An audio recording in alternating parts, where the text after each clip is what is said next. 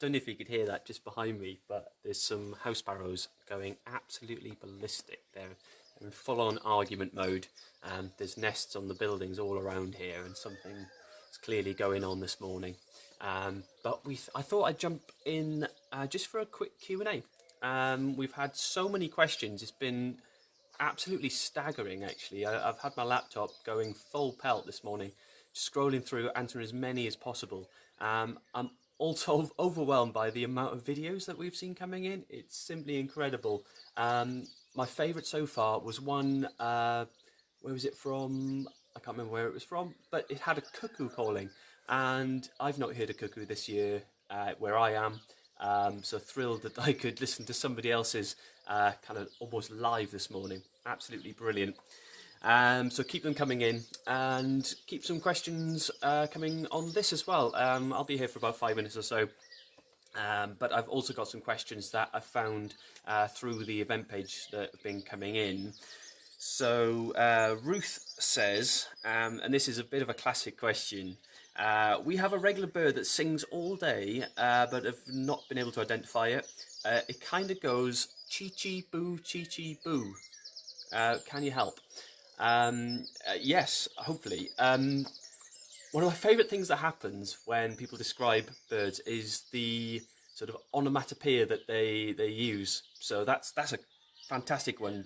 Chichibu, Chichibu. I think what that relates to is actually a great tit. It's one of the most varied songs that we have in our British countryside. They make all sorts of different strange sounds, but the general gist of their song is that it's usually just a few notes, often just two, and the way a lot of people describe it is they say teacher. So they go teacher, teacher, teacher. And that's often a good way of remembering songs, actually. Yesterday evening, I saved up my exercise walk for the evening and headed up to a little bit of heathland, which is about half a mile from here. And I was lucky enough to see a yellowhammer. And that's not a bird I get to see very often. We were really thrilled to see it. Unfortunately, it wasn't singing, but if it was, it would have sounded something like this. A little bit of butter, no cheese.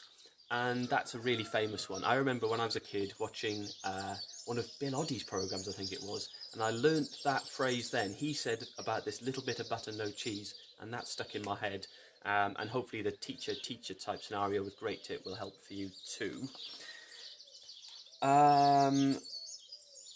Flynn wants to know how birds sing and fly. That's a very complex question to answer, and there's probably some very, very scientific ways of doing it. Flying is easy. Birds are incredibly light. They've evolved to have hollow bones and to kind of lose anything that's heavy so that they're as light as possible. Their feathers then allow them to kind of thrust through the air, and off they go. They can fly. That's a very simple answer, and do apologise for that. Singing is probably no different to how we create sounds. They kind of have sort of a voice box type thing which creates sound. So that's pretty much what's going on there. So yeah, I'm going to leave that one just to there's probably lots on the internet that oh, there's a great tit just behind the camera going into a there's one nesting in the roof, and there's a chiff chaff singing too. There's so much going on this morning. But let me focus back on questions. Right, where are we? This was something that I came across, actually. Do female birds sing? And that's an awesome question, because in some species, yes, they do. So if you tuned in just after 5 o'clock this morning, we were talking about kind of why the dawn chorus happens and how it sort of plays out. And generally, it's males advertising themselves and defending their territory. So looking for mates and defending their territory. Now, a lot of birds have to sing kind of year-round. So if I use robin as an example, so female robins sing in winter to defend their territory. So birds that really are very, very territorial, like the robin, the females do often sing. Females make all sorts of other noises as well, though. Just thinking of a bit of a classic in that tawny owls. Everybody knows that tawny owls go to-wit-to-woo. But what a lot of people forget is that that's actually two different birds. That's a duet. The males are the ones that do the tuwu, the hoo, which is, yeah, that's quite a easy thing to. Ooh, there's a dog. Hello, Suki.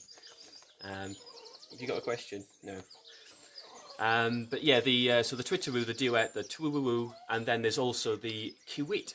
So if you go outside at night and listen to tawny owls, you'll often hear this kiwit, which is the female, and then the twoo, it's usually sound a little bit like that, is the male. So yes, female birds do sing.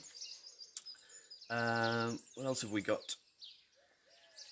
Esther says, do the birds sing more when the sky is clear, or does it just seem less loud than yesterday when it was cloudy? It could be the case, like you say there, but the dawn chorus does kind of vary every day. There's another question that popped up earlier on. Can't quite remember how it was phrased, but the bird song does tend to vary every single day. So again, I mentioned in our video from early this morning about how birds migrate overnight and kind of drop into territories overnight. So there could be new birds appearing at any time, and when there's a challenger on their territory, birds will sing a lot more.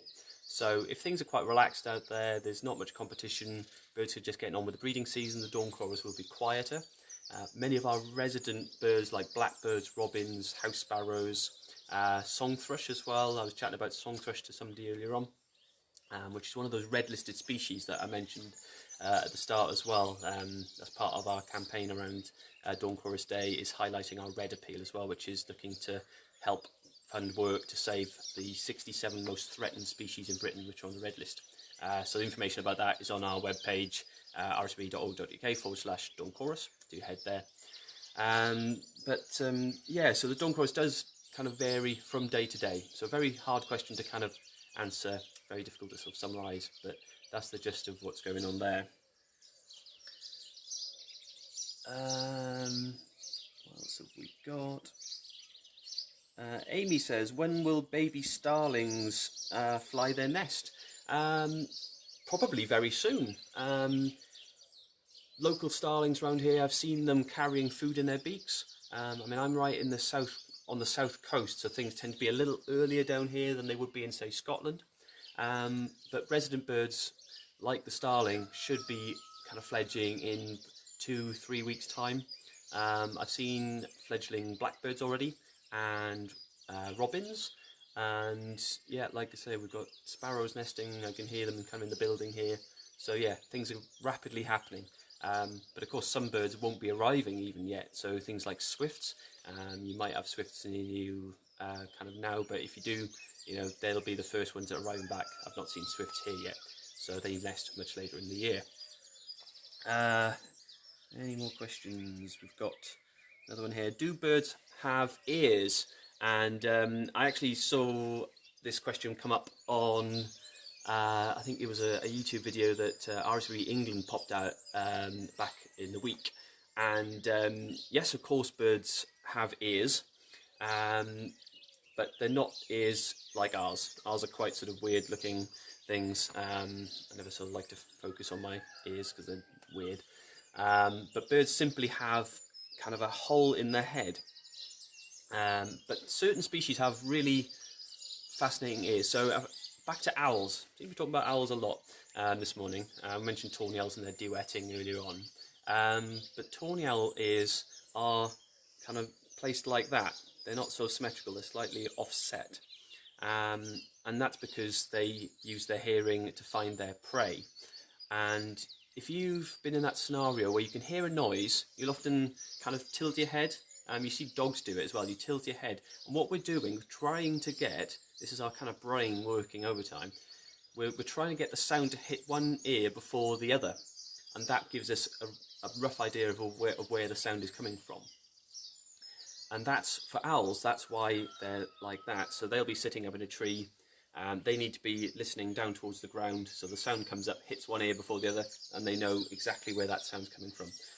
Lots of birds also have feathers that surround the ears and guide the sound in as well.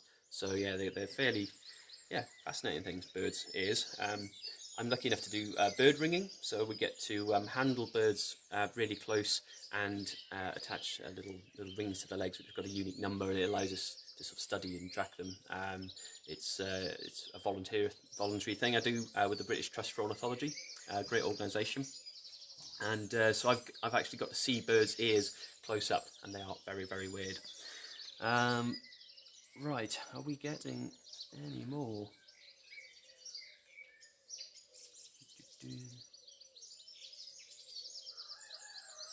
I'm trying to see. I'm not particularly good on Facebook, but I can see there's lots of comments coming up.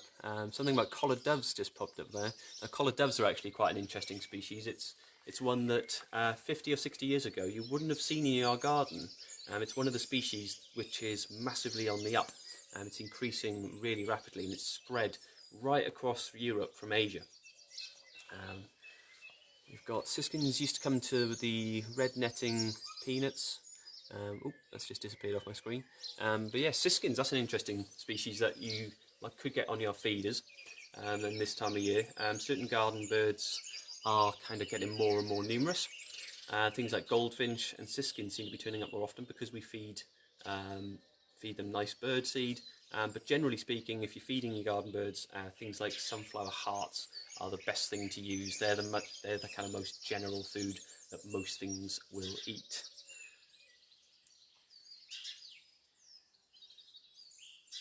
Cool. So I think I'm starting to run out of questions on here as well. I've kind of gone through a few of the key ones that I've heard this morning.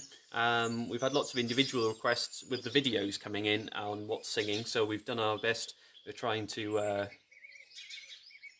can hear that blackbird. He's really, really singing really loud over there. It's absolutely fantastic. Sorry, I keep getting distracted by the birds. No bad thing. But yeah, keep your videos coming in, and I'm going to keep going through them. We're going to be here for the next half an hour.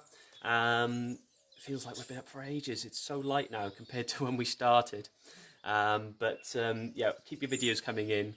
We'll keep going through them. Happy to answer more questions as well. And don't forget that Chris Packham and Megan McCubbin will be doing their live over on Chris's page at 7 AM, and that's going to be a fantastic watch. So yeah, get another coffee on, get the toast going, go mad, have a fry up. Why not?